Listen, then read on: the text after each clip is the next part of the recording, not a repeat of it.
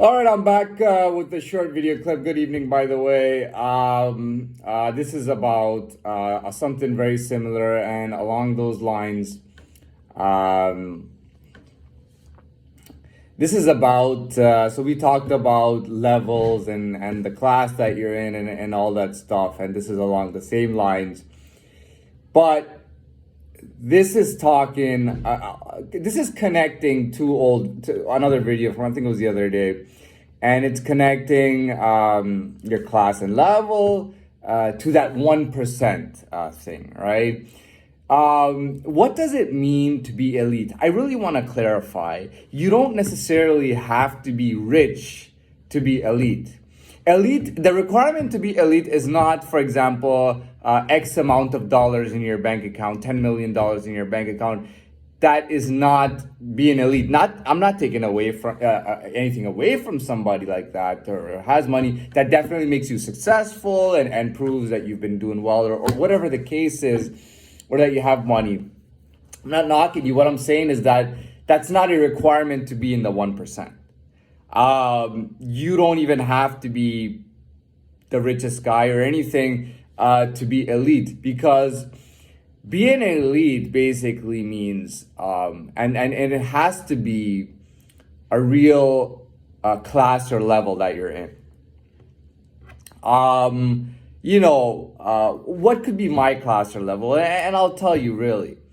You see, because I've talked about how I was level 1 and everything, and I've done almost everything in level 1, according to who I am, like I've done a lot of useless shit too, but according to who I am and what I should be working on and what I'm advancing in, means that I'm probably at the level 1s of all those things that pertain to me, right? Even from the smallest thing as a young person that I might have done well at the introductory level. So we were talking class levels, and then we were talking about the elite. So, can you be elite at a lower level? Can you be an elite at an elite class? My honest opinion, and this is not fact checked or stat checked or whatnot, but my personal opinion is that you cannot be an elite at a lower level, or you cannot be in the top 1% when you are at the lower level. I'd love to say that you can. I don't believe that you can. But in my last video, I talked about value. You could be young and starting up and you get scouted or whatnot, even if you get scouted or not. But the point is that you're not necessarily elite at the level. But again, if you are an elite chef or restaurateur, right? That's something genuine. You can be in the top 1%.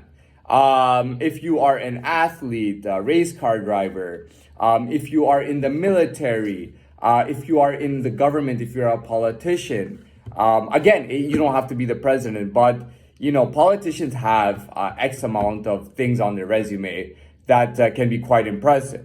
You can be in an elite class. You can be an elite class by being even part of a family or a dynasty. That can put you in an elite class. Being at that level can put you at an elite class. So what are we finding out here? We're finding that you got to be part of some kind of legitimate, and you can be, honestly, you can be a criminal and be at an elite level. But, I'm not taking that out this time when I say legit. I mean like a legit type of area that you're good at or whatnot. You can be the top 1% and you can be elite at it.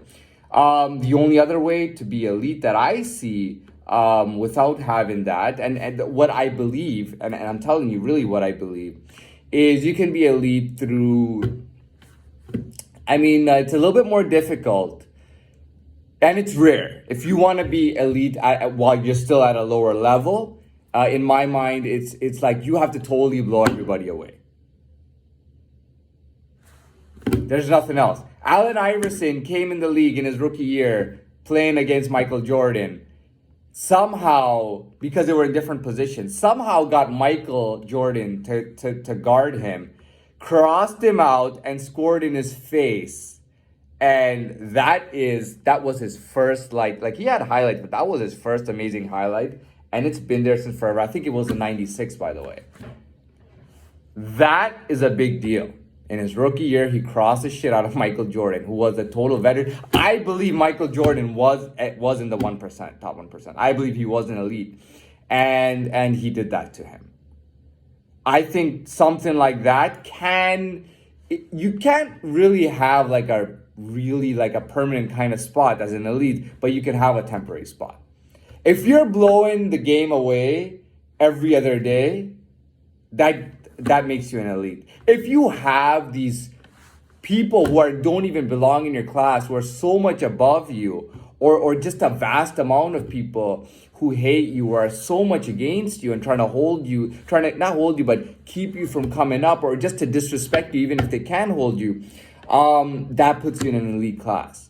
That's like me and another guy are supposed to do 10 reps, 3 sets of bench press, and he's only benching about 125, and I'm benching 500. There is no way that guy can be in the same class as me. All the weight that I'm pushing at this level and all the adversity that I'm facing automatically puts me up in an elite class. That's number one.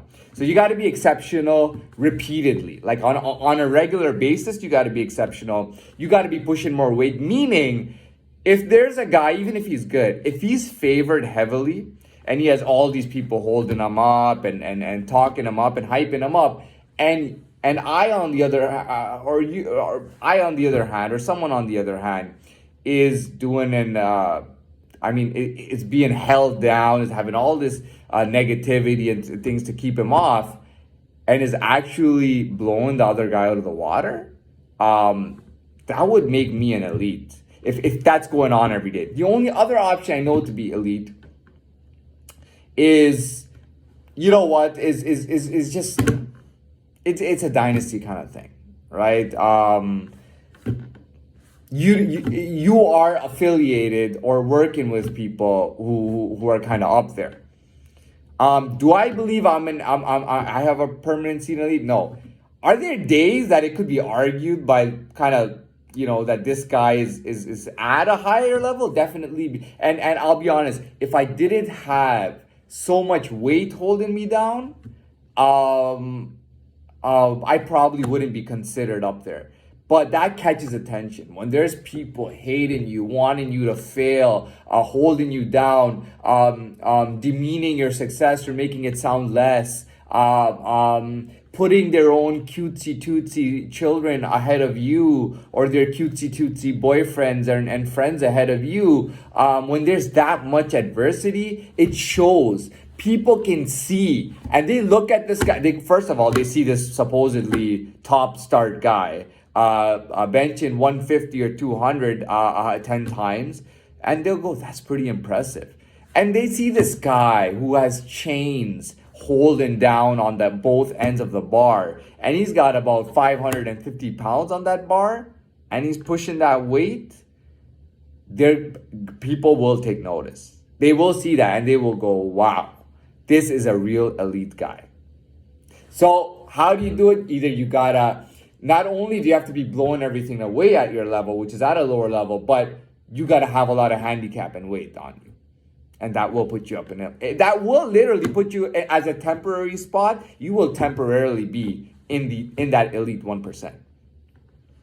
The other way is just obvious. You're just affiliated. Okay, you could be part of a dynasty, you could be part of anything, but the fact that you're with somebody who's in a top 1% kind of shines on you and reflects on you quite well. Just the fact that you could be in a dynasty, or you could be friends, or you could be associated with people who are in that 1%, that can also kind of sort of put you up there. People might say, well, why would this guy at a lower level get to associate with you 1%? Is he related, or what's the deal? Could be no. It goes back to the whole scouting thing. I got a guy who's only who's in his rookie year, right? Supposed to be drafted. I'm looking at his junior league stats his junior league stats, just before the pro league, I'm looking at his stats. He's blowing everything away. He has a bad attitude and a bad personality, does what he wants to do. People are not liking him. People are not friendly with him. He's a bit of a dick. People don't like that. He tells people what he thinks to their faces. He doesn't present himself as an icon to be used by people as an icon. That kind of guy, if he's blowing up, like if he has some crazy stats on his record, and he's faced some top pitchers who are supposed to be favored and blown them out of the water, to me, that's a big deal. I'm signing that guy because there's 3 or 4 other teams trying to sign him, and he's fetching for a lot of money. Right? This guy is fetching for a lot of money, and I'm gonna have to sign him, and he's gonna get treated like an elite. Because I already know scouts can look at a special talent and they will know that this guy is a future elite, and that kind of gives him the temporary elite status association. It puts him in a similar circle of elites. Top 1%. Top 1% could just be like, you could be one of the hardest guys out there, and you only got maybe 250,000, half a million in your account. But you're an elite. You're on an elite level. You have within your field, your strength and your abilities. You are at an elite level. That puts you in the elite class. That puts you in the 1%. And that's all I wanted to post. I thought this video would be maximum. I was aiming for 4 or 5 minutes. It went longer than I thought. It was as long as one of my typical videos, but I'm glad to put it on. By the way, we are in the evening. I will say good evening again and wrap this up. And hopefully next time maybe I'll be on a different kind of subject matter.